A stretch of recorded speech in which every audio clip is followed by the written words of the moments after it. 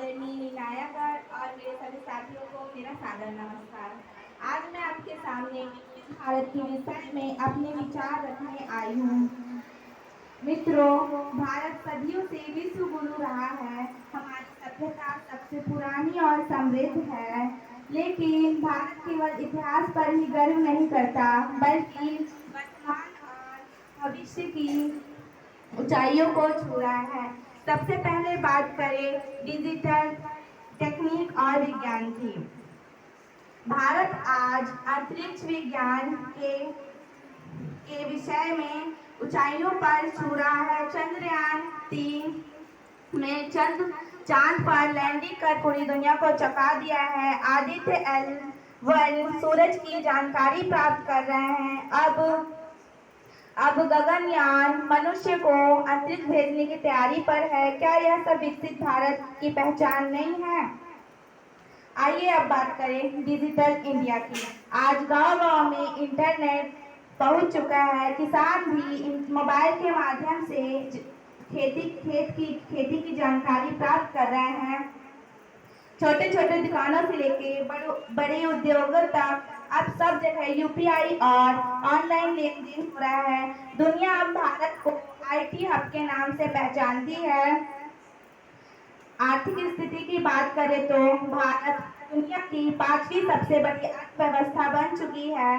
Startup India और make in India जैसी योजनाओं से युवा को अपना बिजनेस खड़ा कर रहे हैं और रोजगार पैदा हो रही है। खेलों का प्रदर्शन भारत में दिन ब दिन बढ़ता ही जा रहा है। चाहे ओलंपिक हो या क्रिकेट, सब जगह भारतीय खिलाड़ी अपने देश का तिरंगा लहराते हैं। और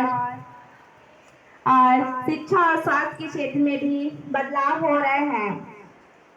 नई नीति शिक्षा के द्वारा युवाओं को नए अवसर प्रदान किए जा रहे हैं। आयुष्मान इंडिया जैसी योजनाओं ने गरीबों को स्वास्थ्य सेवाएं प्रदान की हैं। मित्रों, क्या ये सब विकसित भारत की पहचान नहीं है? भारत विकासशील राष्ट्र ही नहीं बल्कि एक विकसित राष्ट्र भी बनने की राह पर है। मान्यवर, मैं इस विषय का विरोध करते हुए कहना चाहूंगी कि भारत को पूरी तरह से विकसित करना जल्दबाजी होगा। हाँ, हमने तरक्की की है, परंतु हकीकत यह है कि आज भी गरीबी बड़ी चुनौती है। करोड़ों लोग 2 वक्त की रोटी के लिए भी संघर्ष कर रहे हैं। बेरोजगारी युवाओं के सपनों को तोड़ रही है। पढ़ाई करने के बाद भी नौकरी मिलना आसान नहीं है। शिक्षा और स्वास्थ्य सुविधाएं गांव-गांव तक समान रूप से नहीं पहुंच पाई हैं।